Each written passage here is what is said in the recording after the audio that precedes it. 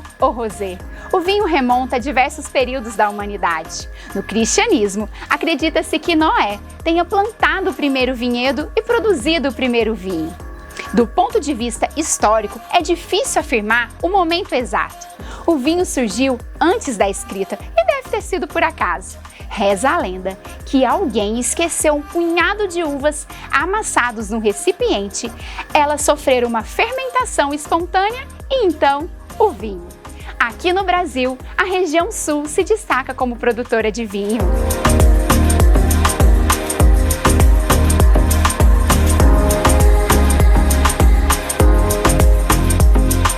E depois desse breve resumo, eu não poderia deixar de abordar os benefícios por trás dessa bebida extraída dos vinhedos. Você já ouviu falar no resveratrol? O resveratrol é um fitonutriente encontrado em algumas plantas e frutos e que possui ação antioxidante e anti-inflamatória, podendo ser encontrados no suco de uva natural e também no vinho tinto. Além de possuir diversos benefícios para a saúde, já que possui um poder antioxidante e protege o organismo contra o estresse oxidativo, melhora a aparência da pele, diminui o colesterol e ajuda a eliminar as toxinas do organismo, proporcionando bem-estar. É importante lembrar, no caso do vinho tinto, que a recomendação é que seja consumida apenas uma tacinha por dia, de acordo com a orientação do seu médico ou nutricionista.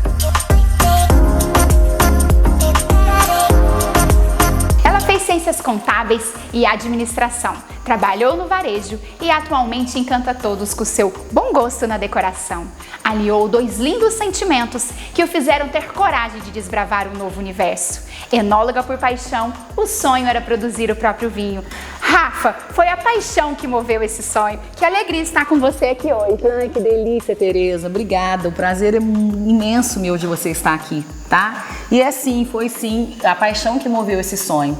Vamos lá? Vamos! Preparei uma mesa bem linda para nós. Ai, que delícia!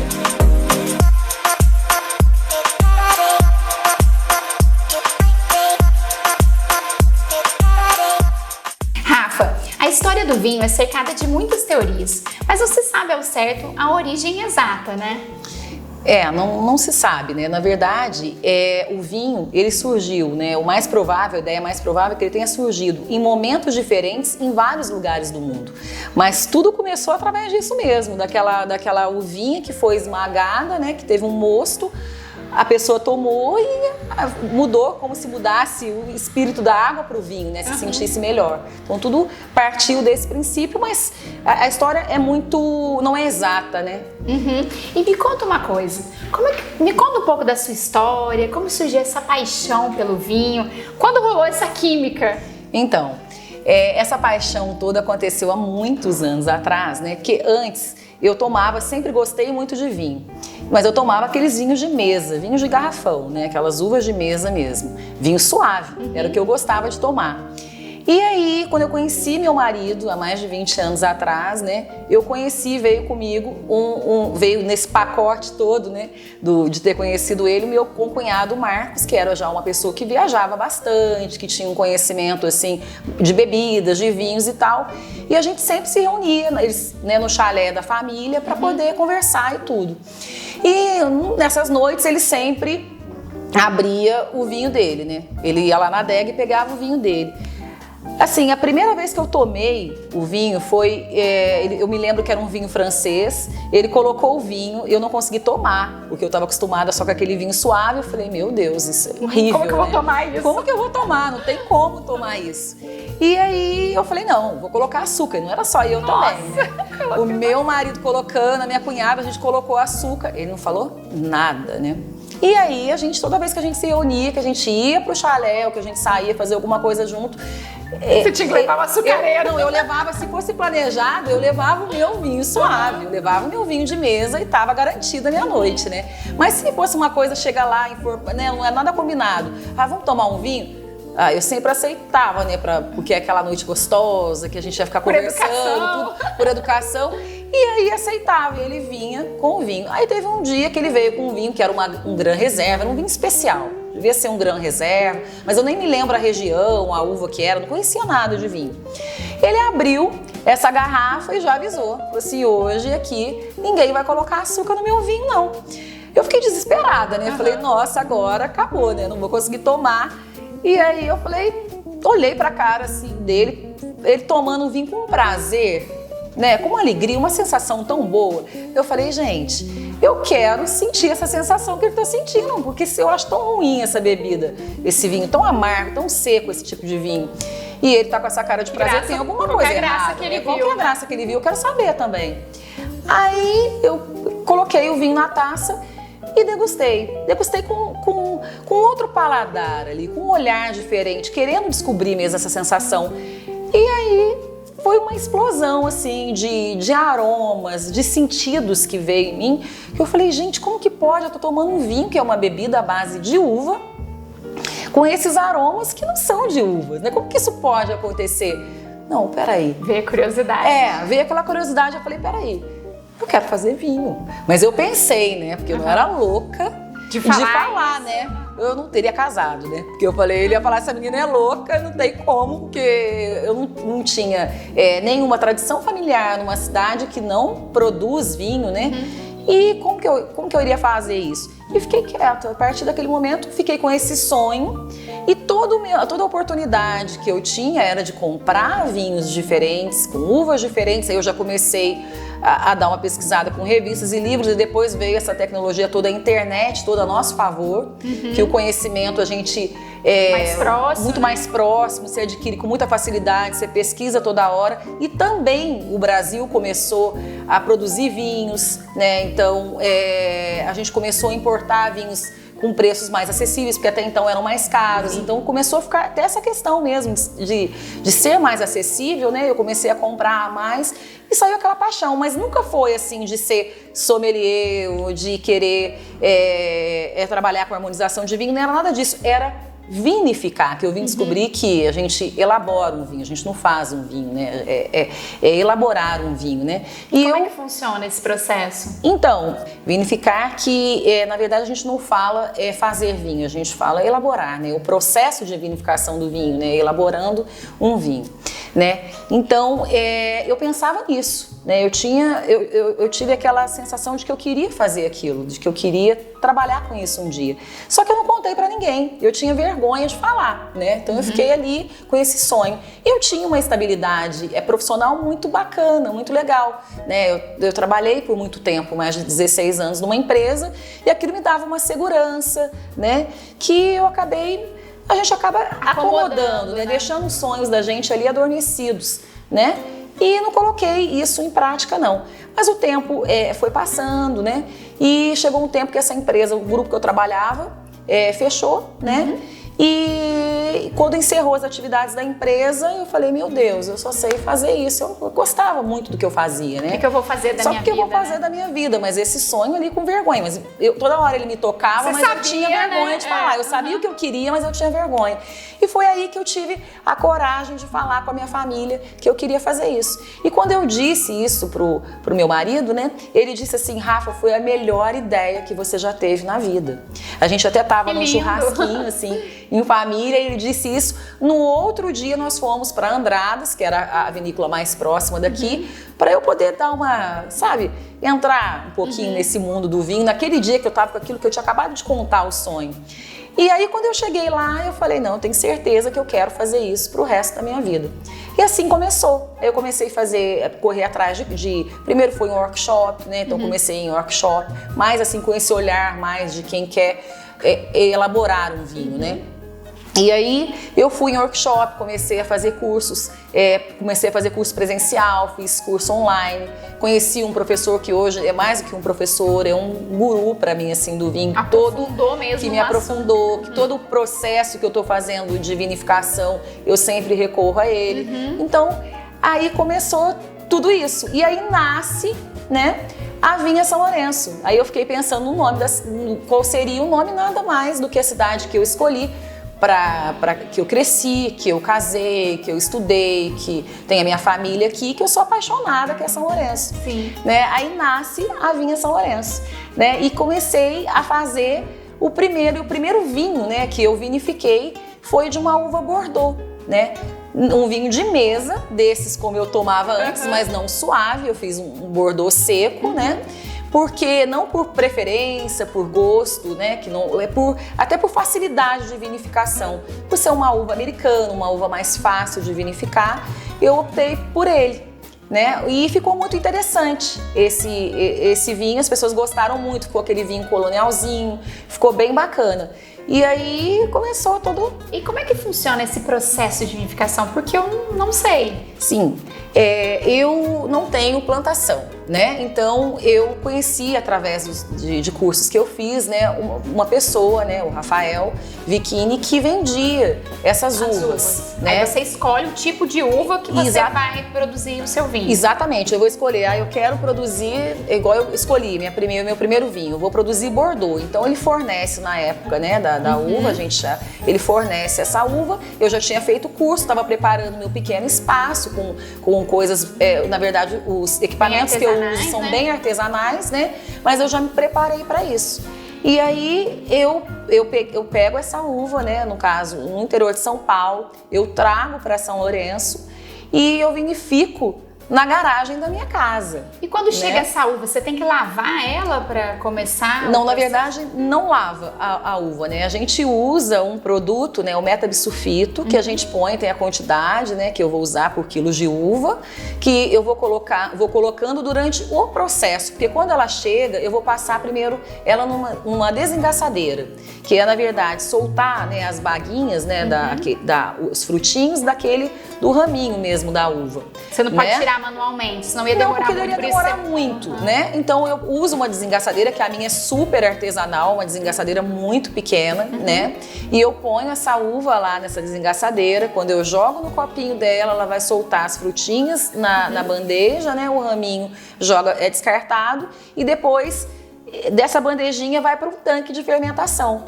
Inteira? Ela vai pré-esmagada. Na verdade, depois com as mãos, eu ainda vou fazendo, ainda delicadamente, rompendo as cascas que ainda estão ali. É um trabalho extremamente minucioso, muito e delicado. Minucioso. É super delicado e no meu caso, que é muito pequeno, é muito artesanal. Então eu vou rompendo essas cascas, vou tirando também raminhos que às vezes caem, cabinhos de uva, porque isso não vai agregar um valor aromático para o vinho, não vai agregar... Pode até atrapalhar. Não, atrapalha, né? Porque ele não vai ficar agradável. Então todos esses raminhos, essas coisas que caem, a gente vai tirando isso, né?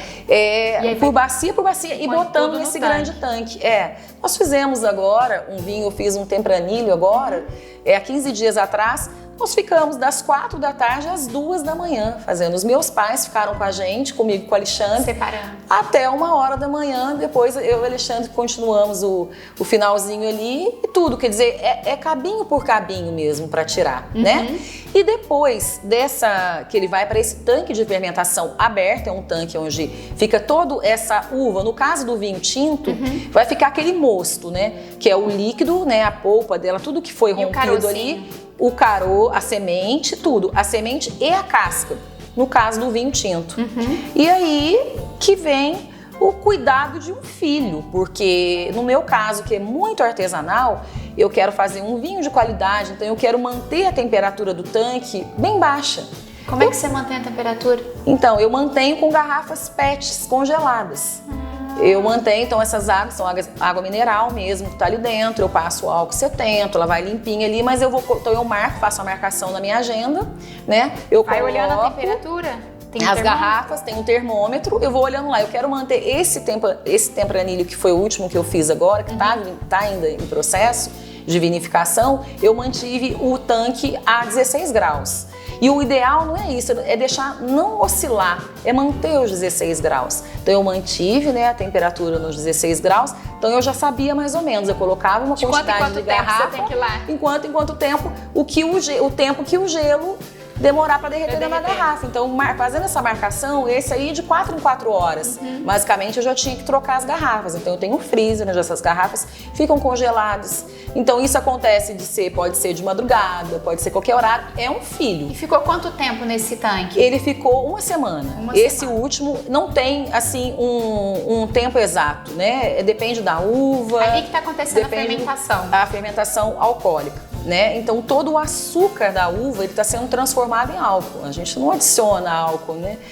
No processo. É o próprio açúcar que transforma em álcool. Né? Essa uva, por exemplo, é uma uva de Pernambuco, uma uva com um Brix, né, que é o açúcar da uva, muito elevado. Então ele dá um vinho aí de 13, 13,5%, né? De teor alcoólico. Então a gente nem pensa assim, não é o teor alcoólico, ele não dá qualidade também ao vinho, não. O vinho é um conjunto de equilíbrio, né? Tem que ser todo muito bem equilibrado. Mas nesse caso eu tenho que esperar o açúcar, deixar ele fermentar ali naquele tanque com a densidade, eu vou medindo. Eu tenho um aparelho chamado densímetro, onde eu vou medindo todos os dias a densidade até chegar naquela que eu adotei de protocolo, que é a desejada, né? Chegou nessa densidade, o que eu vou fazer? Eu vou separar as cascas do mosto. Aí é que entra a prensagem, que é a prensa, o uso da prensa. A minha também, super artesanal, Tereza. É uma prensa super pequena. Você vai tirando, né? Uma porção? Eu vou tirando. Essa prensa é igual aquele que o pessoal também faz o pisa-pés lá, faz pisando ou não? Na verdade a pisa é o anterior. É como se quando vai antes, romper, é quando você vai romper. Com a mão. Isso. Nesse caso não. Nesse caso o meu aqui, eu vou fazendo até uma sangria. Então eu vou pegando ali um balde, né? Vou tirando todo aquele líquido que tá todo purinho ali, que já tá tá todo formado como se fosse um vinho, aquele mosto que já parece um vinho, né? Que tá uma cor muito bonita. Eu já vou separando ele, já vou jogando ele no outro tanque.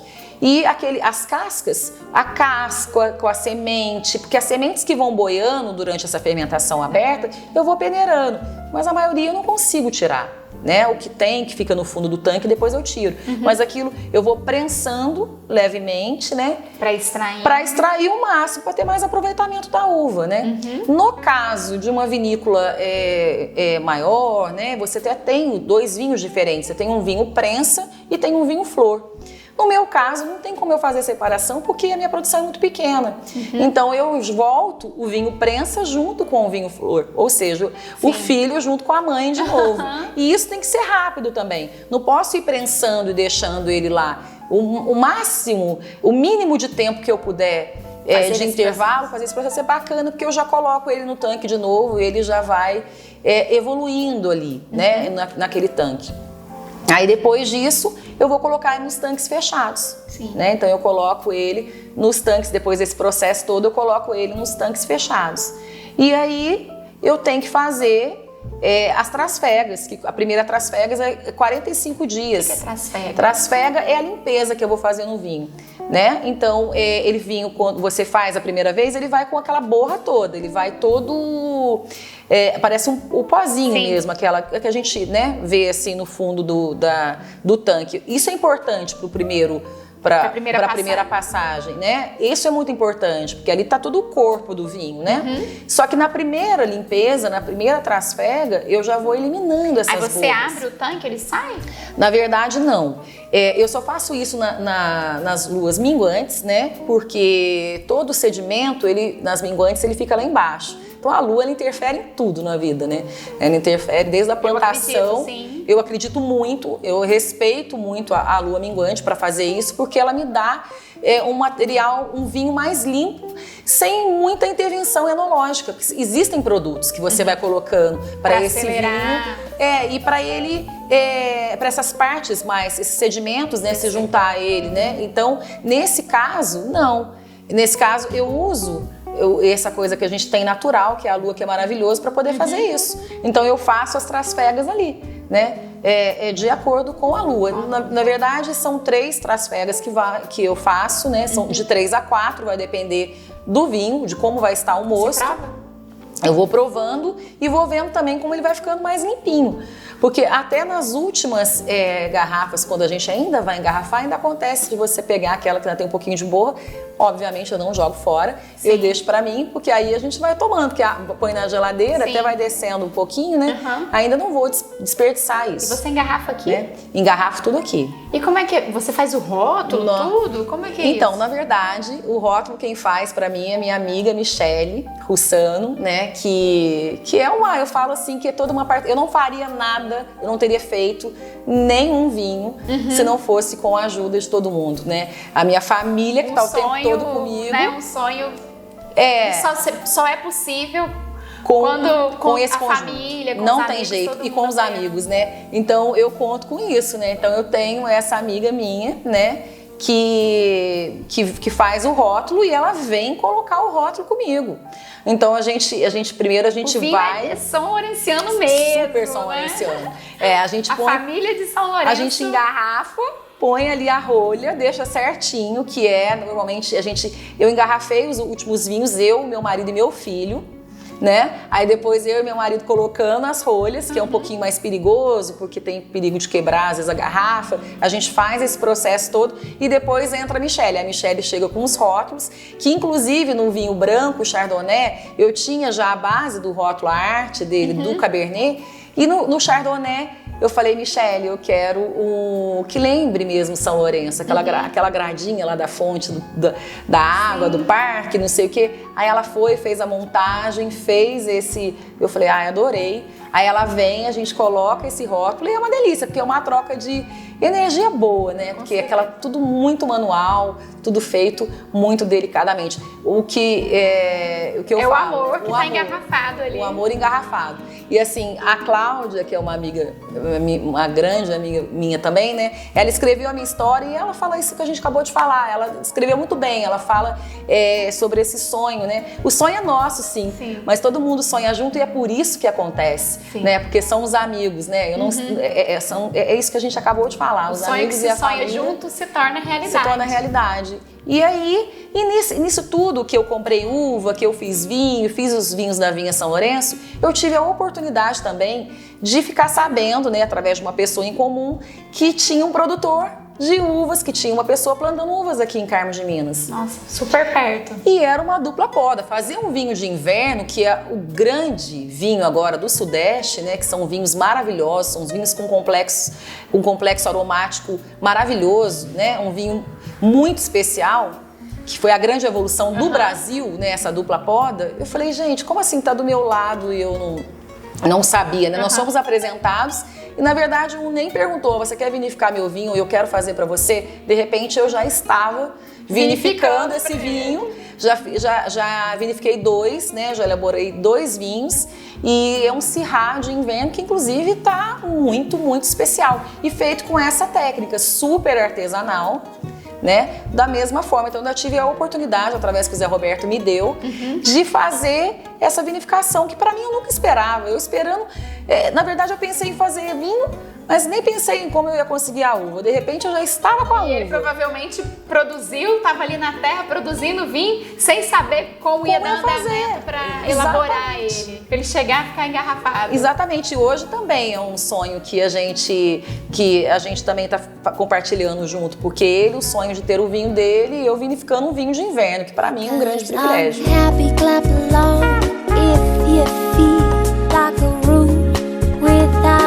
Rafa, eu senti uma conexão. Você sente amor, carinho e o vinho te inspira, né? A escrever, inclusive, poemas para eles. Sim, o vinho sendo a paixão, né? Sendo a minha paixão, ele me inspira muito, me deixa mais leve, né? Eu fico muito mais inspirada nesse momento que eu tô vinificando. Ô, Rafa, e tem uma música favorita para degustar, o seu rótulo favorito? Ah, tem. Tem a Paradise de Coldplay. Eu adoro Coldplay. Essa é a música assim que, sabe, que mexe assim comigo por dentro, que a vibração da música me faz sonhar mais, me faz ter certeza de que eu tô no caminho certo, fazendo ainda com pouca experiência, fazendo vinhos ainda nesse começo todo, mas que eu vou alcançar e vou cada vez mais aí tentando fazer vinhos de qualidade. Maravilhoso. Ela me inspira muito. Os vinhos são poesia para o corpo e canção para a alma.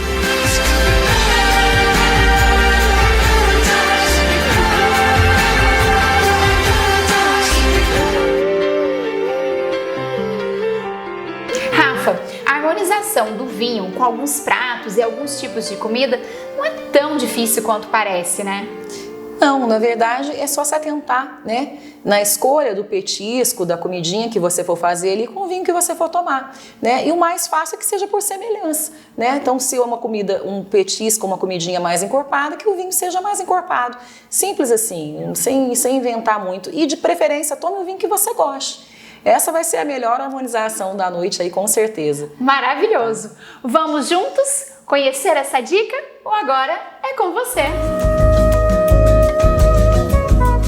A dica de hoje é a harmonização com o vinho Chardonnay. Então eu escolhi um queijinho camembert, a gente vai pegar esse queijinho, vai passar uma geleia de damasco em cima dele, então você põe ele dentro de uma panelinha, passa uma geleinha de damasco em cima, quebra as nozes e põe umas nozes quebradinhas em cima dele.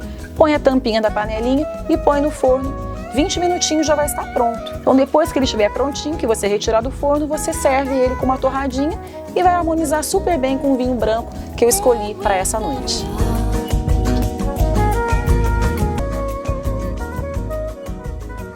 Parar, cheirar, olhar e observar é um dos princípios básicos para uma boa degustação, certo? Sim.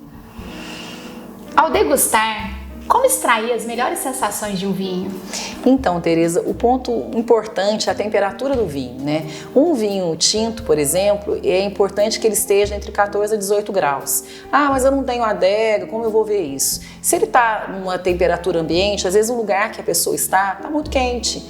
Então, ele pode colocar um pouquinho, a pessoa pode, antes de tomar, né, uns 20 minutinhos antes de tomar o vinho, ele coloca um pouquinho na geladeira. Para resfriar. Para ele dar aquela resfriadinha, ele vai chegar nessa temperatura. Se for um vinho branco, a 10 graus, se for um espumante, a 8 graus, né, aproximadamente, para poder extrair o melhor que ele tem, né? Isso é um ponto importante. A temperatura eu acho essencial. Outra coisa importante da gente observar é o uso da taça. Embora o vinho você tome como você quiser, como você preferir, mas o formato da taça ele é bem importante porque ela é mais bojuda aqui mesmo. Que é para quê? É para quando você girar o vinho, ele vai oxigenando, então vai abrindo todos os seus aromas, né? Não fica ali os aromas contidos. Então isso é muito importante. A taça é um uso bem importante. Se você fizer essa experiência num copo americano, você não vai conseguir sentir os aromas como estão aqui. A complexidade aromática que um vinho pode te oferecer. Então, fazendo isso, você aproveita muito mais. O uso do decanter, que hoje eu nem coloquei aqui, porque a ideia era até de mostrar mais o vinho e tal, mas o decanter também é muito importante. E não é para vinhos de guarda, não é para vinhos que foram envelhecidos, nada disso. O vinho jovem também pode ser colocado, os vinhos tintos podem ser colocados no decanter, porque ele vai conseguir abrir mais os aromas e mostrar toda essa complexidade aromática que ele tem, né? Os vinhos brancos pode, só que a questão, o vinho branco normalmente é servido mais gelado, então essa questão que você tem que aproveitar o vinho, né? E o que ele tem para te oferecer? Ele tem essa untuosidade na boca, se for um vinho mais encorpado, mas ele tem tantos aromas que você pode perceber que eu, como no começo, eu não percebia isso porque eu tomava vinho suave. Tudo bem, se a pessoa gosta de vinho suave, acho que isso é legal, mas é importante que você tente. Então eu tomo suave, não gosto de um seco, posso tentar um demi-sec? Não gostei de um demi-sec, tudo bem, volta para o seu suave, porque o vinho bom é aquele que você gosta de tomar, né? Agora, eu tomei um demi-sec e gostei, você pode avançar um pouquinho, né? Então, tem muitas coisas, né? Muitas manobrinhas aí que a gente vai fazendo para aproveitar mais seu vinho. Eu acho que a temperatura, a taça e aproveitar, girar realmente a taça para você sentir, não é frescura, é uma coisa que faz parte desse universo, né? E o principal, que é uma boa companhia, né? Se você tiver, ou que seja, que essa boa companhia seja a sua, que você esteja sozinho e você esteja bem nesse dia, é isso que está valendo, né? Maravilhoso! E através desses conhecimentos, você apreciará o vinho em sua plenitude.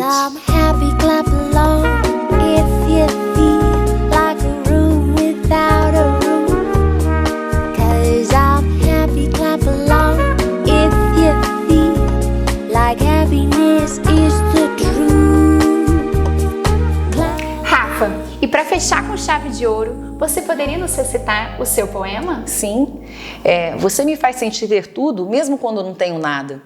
Acreditar, sonhar mais do que eu achava que era possível.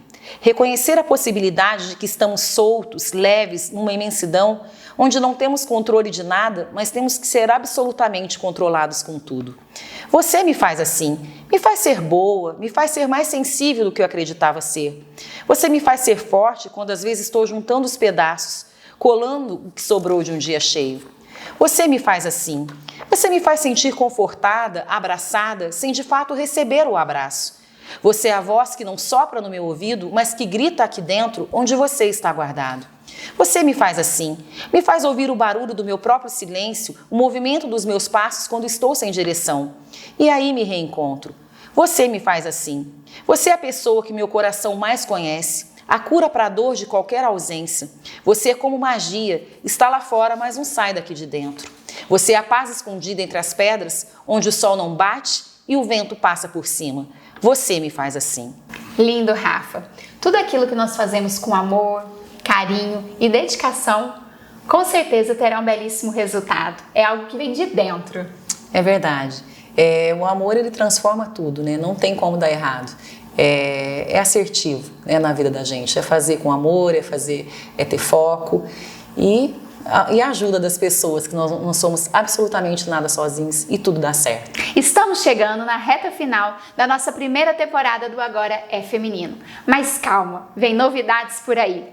Aproveito também para dar boas-vindas aos nossos novos seguidores e dizer que todos os nossos episódios estão disponíveis no YouTube e no Spotify. Se inscreva no nosso canal, curta e compartilhe com seus amigos. Rafa, que delícia esse nosso fim de tarde.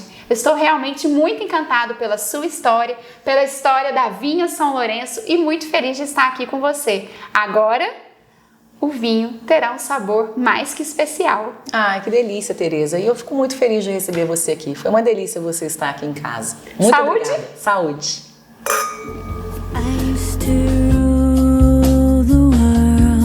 Seas would rise when I gave the word. Now in the morning I sleep alone.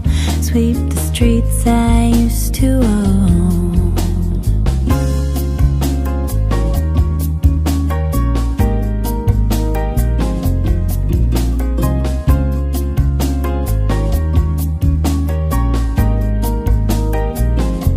I used to roll the dice, feel the fear in my enemy's eyes.